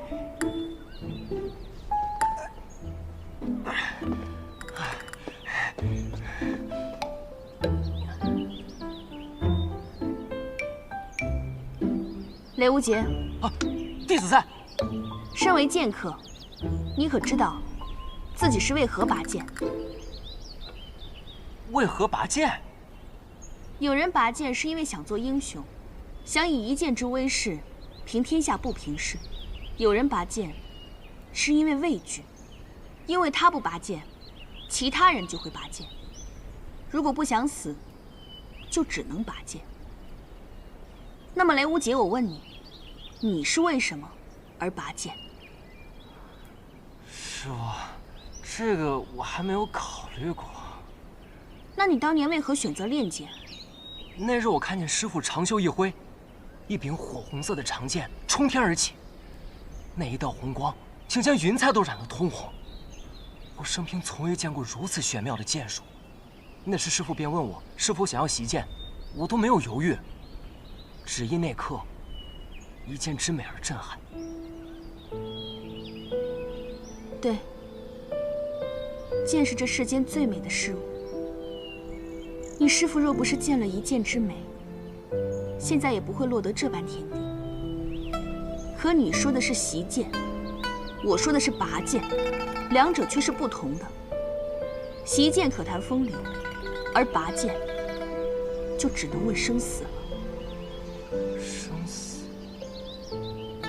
是，江湖上生死倒是一件很简单的事情，就好像一言不合便要拔刀相向，刀剑把脖子一抹，死了便是死了。但我雷无节不认同这样的江湖。江湖胜败常见，生死又是何必？所以，拔剑可以论剑道，不言生死。你不想论生死，可如果别人对你拔剑，想要你死，那么你就这样去赴死吗？那我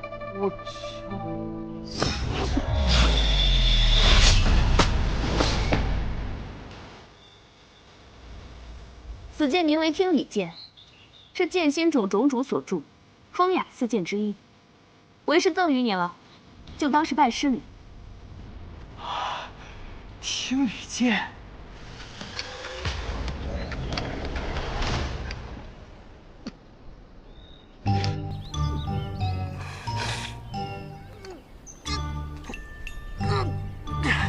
师傅，这剑肯定有问题。天宇剑它是有灵性的剑，它是认主的。你心中没有拔剑的意志，所以拔不出它。听雨剑，那可是你初入江湖时得到的第一柄宝剑呢。看来你对你这个徒弟，还真是舍得呀。可是我这几日，不论怎么逼他，他都拔不出那柄剑。你是不是特别希望他在跟你对决的时候拔出剑来？生死一刻，长剑怒出，这是最好的方式了。哎，怕就怕人不是为了自己拔剑，而是为了别人拔剑。不提这些了，你最近重拾医术了吗？看这些经络图做什么？我也收了一个徒弟，他阴脉受损，用不出武功了。这般严重？是啊，我写了一封信给谢轩，看看他那边有没有什么合适的法子。哼，那个臭书生。哎，他要是真来的话，你可千万不能找他比武哦。你徒弟拔不出剑来，你不好好教他，怎么让他跑下山了呢？是我放他下山的，我想让他好好的悟一悟这拔剑的真谛。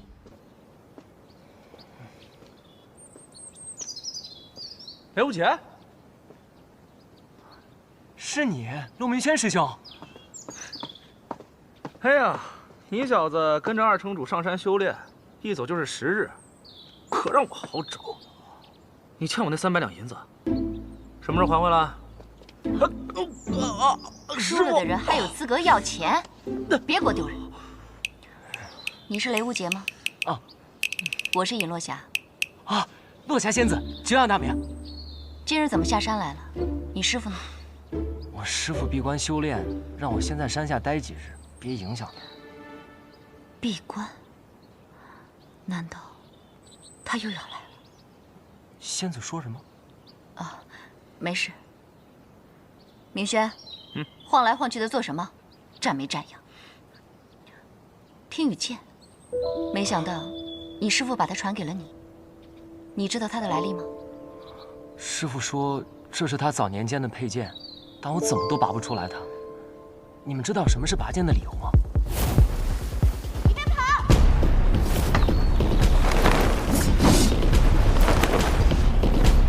嚯，你是鼻子快。萧瑟，踏云部果然是天下第一轻功，可萧瑟没有半点内力，却有逍遥天境级别的高手所拥有的轻功水准。你给我小心点！知道你拔的是什么吗？这是云烟细棉，1000两银子一匹。我管你是什么！雷无杰，哎，来了！找我有什么事儿，萧师弟？滚！我是你师兄，再敢叫一句师弟试试？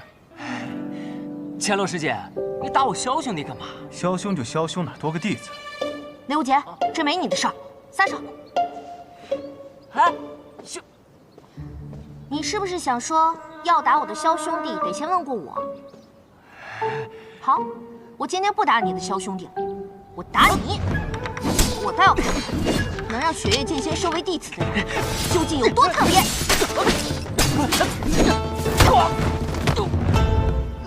萧瑟，打不过啊！你把他给我打趴下，我给你800两。啊！8000两。我把我打趴下，今天你们2个谁都跑不掉。萧瑟，你到底怎么招惹他？谁没事招惹这种人啊？萧瑟，你说清楚，哪种人？就是那种整天追着男人跑不要脸的人。你，雷无杰，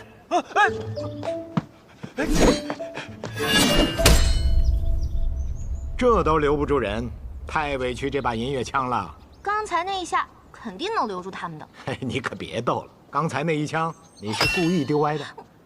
不止今天，过去4天，每一天都是扔歪的。哦，好，看我今天怎么收拾他。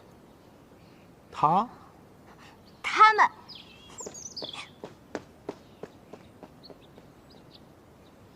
应该没追来了啊，没受伤吧？没事儿。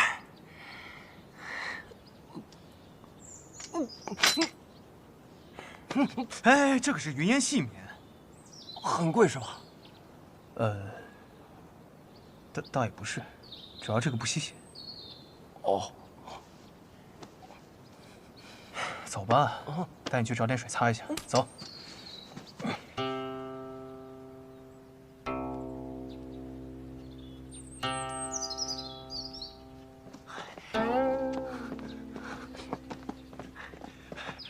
快点！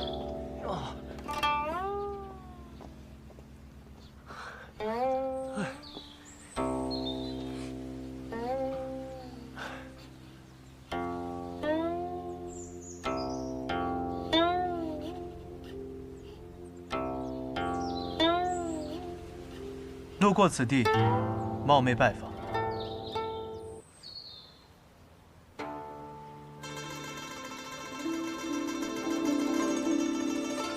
是他。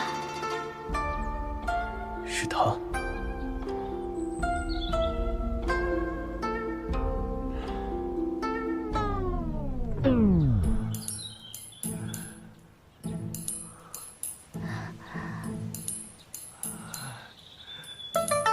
雷无姐，你流鼻血了。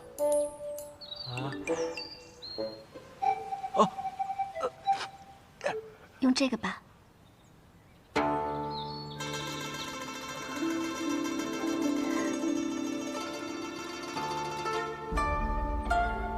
不要，我自己可以了。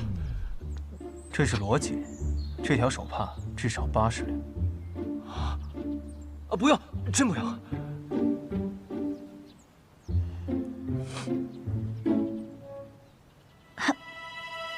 姑娘，你那两个家伙应该就在这附近吧？糟，他怎么追得这么快啊？哦，等一下，你们去我房间吧。哇，雪月城处处都是高手啊！走。哎。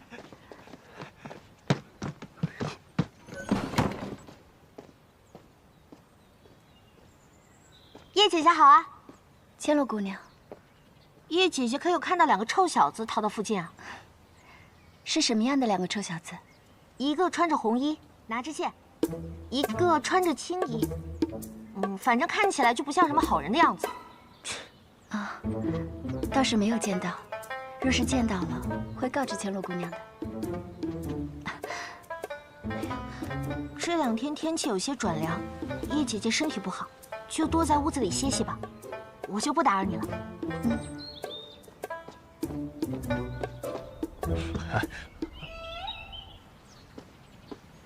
叶姐姐好好休息，我过2天再来看你。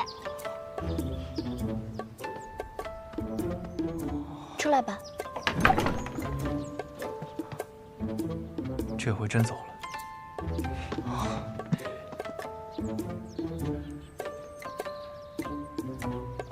多谢姑娘，感恩姑娘尊贤大名。举手之劳而已。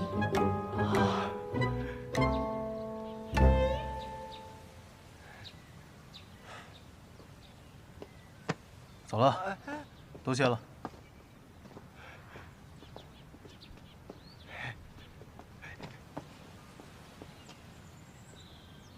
许久不见了，小楚河。你刚才为什么拉我走？我再不拉你走，你是不是就该问姑娘今年芳龄几许，是否婚配？那我没有。人家姑娘不回答你的问题，那摆明了是不想跟你多聊。你留在那讨什么嫌？再说了，你若想再见她，这有何难？司空千落不是认识她吗？你问唐莲啊。对呀。有什么事要问我啊？大师兄。秋色，你这又被大小姐追着满城跑，你就不能消停点？这事怎么能怪到我头上？现在雪月城这么大一堆账要我来管，他还天天缠着我说是要跟我切磋，我又不会武功，怼他2句算客气。昨天是学他解我棺材的时候捏着鼻子说话，今日又怎么气着他了？今日是说千落师姐是那种追着男人跑的女人。你还好意思笑？连个千落都打不过，真不想当你这个大师兄。谁说的？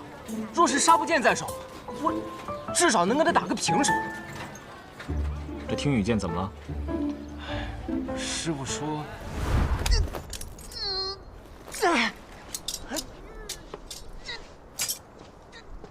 不对，都说了不是用力气拔。你心中没有拔剑的意志，所以拔不出它。拔剑的意志，那是什么呀？你需要找到拔剑的理由。的确，剑灵种铸的剑的确有所不同。据说他们铸剑的最后一道工序是割破手掌，以血为剑，所以最后铸出来的剑都号称有破腹。不过以你的资质啊，拔剑只是时间问题。你怎么会在雪月城中啊？别动！你装什么糊涂？我就不信你不知道我在雪月城。在与不在，又有什么区别？那赢与不赢，又有什么区别？我收了个弟子，他的资质，放眼天下都找不到第二个。我相信，他一定能够担起我复兴无双城的重任。我虽然输了，但是我的弟子绝对不能。复兴无双城，真的这么重要吗？打败雪月剑仙，真的这么重要吗？那我呢？我就不重要了。对不起。打你个负心汉！你什么你？我打的就是你！臭小子，你知道我是谁吗？我管你是谁，谁让你欺负我师傅？今儿小爷不打断你的狗腿，小爷我跟你姓！师傅，等我逮着他，替你样他！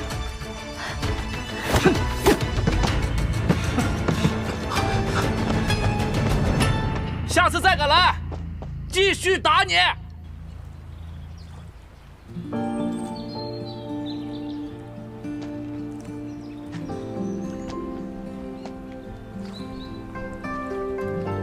师傅，您又输了。输了，这次输得很彻底。我与李寒一的距离，怕是小溪与长江的差距了。以后，我再也不会去雪月城找他比剑了。没事儿，您输的我帮您赢回来。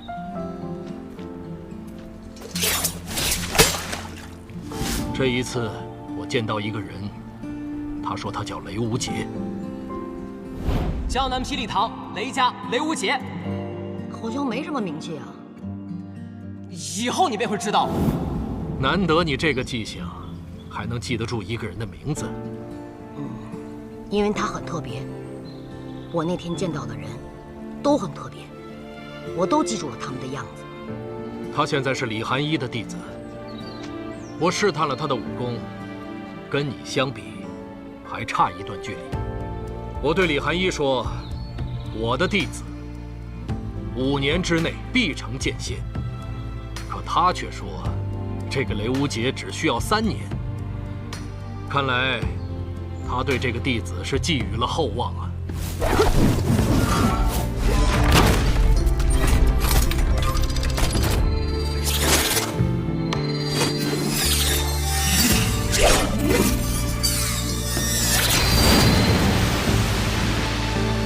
你已经能控制10柄飞剑了，好。既然雷无节3年成剑仙，那我就1年成剑仙。去。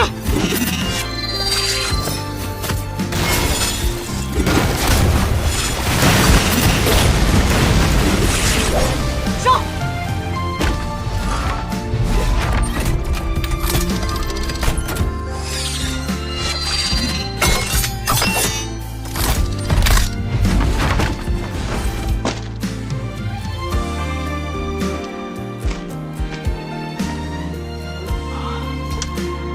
无双城能重回巅峰之境，就全靠你了。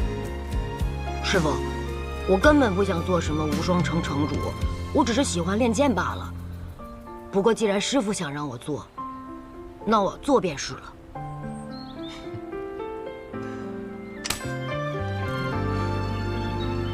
好了，随我回无双城吧。嗯。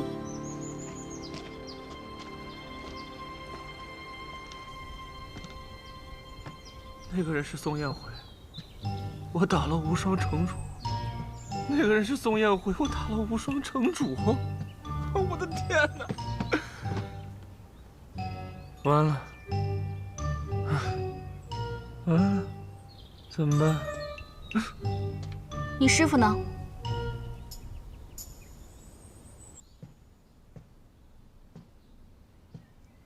宋彦辉走了，昨夜就走了。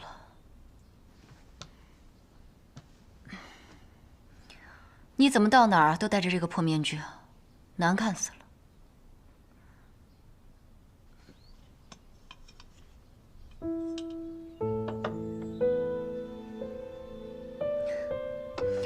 这10几年来，你的容颜没有一丝变化，戴着面具还能养颜，这可真是稀罕。你若那么在乎他，为什么不跟他去无双城？他的心思不在我身上，我去不去都一样。昨日我……雷无节怎么样了？没事吧？他受的伤不重，休息几日就能好。你打算什么时候跟雷无节说你和他的关系？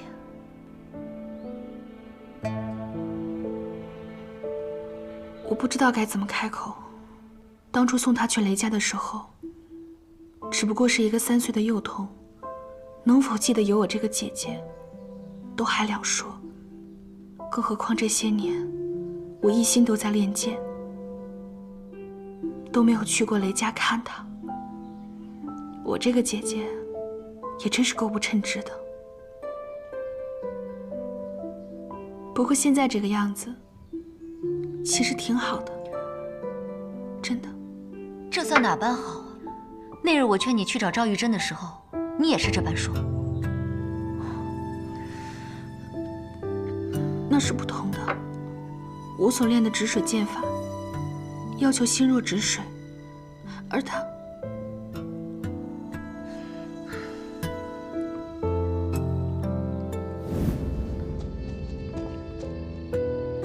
他的身体好些了吗？在几位天师的帮助下，已经恢复清醒了。但是，若想要恢复寻常，还需要很长的一段时间。那这几日，是不是还是无人打扰比较好？掌门说，若是被人打扰，很有可能会再次走火入魔。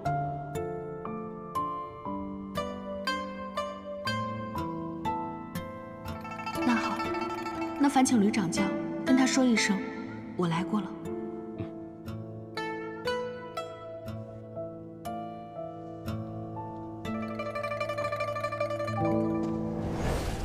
现在这个样子，对我们俩都好。你这个样子跟那混蛋一样，要不是我打不过你，真想揍你一顿。真是的。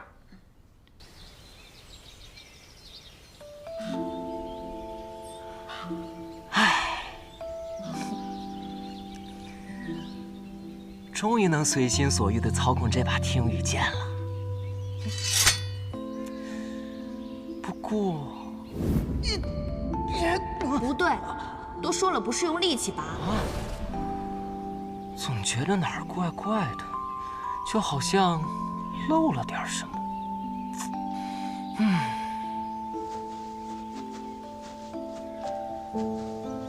哎，萧瑟，大师兄，你怎么知道我们要过来？想来是进入20尊止水剑术的第1重了。不像某些人，跑路的功夫那是越来越快了。大师兄，你可敢与我一战啊？有何不敢？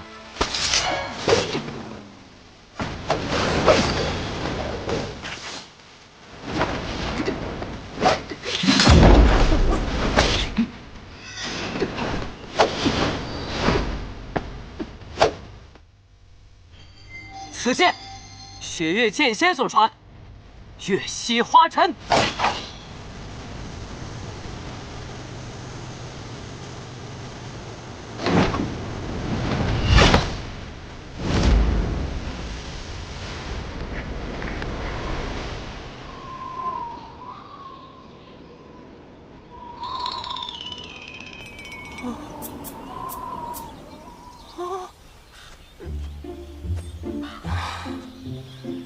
你说这叫月溪花尘，20尊可同意了？哎，大师兄，你可千万不能告诉师傅，这2日跟着师傅练剑，稍有差错，那真是当头一棒。不对，哎呀，小杰，跟你说了多少次了，刺剑的时候要平，你这是3才剑法吗？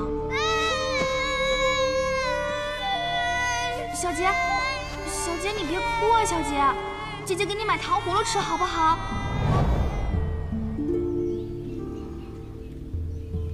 雷无节，雷无节，傻小子，你发什么呆了？啊，没什么，就是恍惚间觉得师傅打我那一下有些熟悉。还真是个傻小子，被打的时候疼，现在又回忆起来被打的滋味。哎，对了，20尊他去哪儿了？师傅每日都要去山间练剑，除了每天早上看我习剑之外，基本上都不见人影。但是到了饭点儿的时候，回来的倒是挺及时的。哟，你这是在抱怨？哎，我可不敢啊！我现在就只想，要是哪天不练剑了，就下山去当个厨子去。哎，算了，你们俩找我干嘛？我们找你有2件事。什么事儿？第一件事，你师叔雷云鹤数日前又上了一次望城山，同样是1指破开上山路，2指掀了乾坤殿，这3指夹住了赵玉珍的青霄剑。据说2人大战1夜，期间整个望城山上天雷震动，暴雨狂鸣。除了6大真人留在山上观战以外，其余的人只能下山避其锋芒。之后，你师叔乘鹤离去，赵玉珍也亲口承认，这一次，雷云鹤没有输。啊，那就好。那第2件事呢？第2件事，关于一个人。谁啊？叶若依。谁啊？不认识啊。不，你认识。你不仅认识，他还给你手帕，让你擦鼻血呢。你提他干什么呀？我又没问。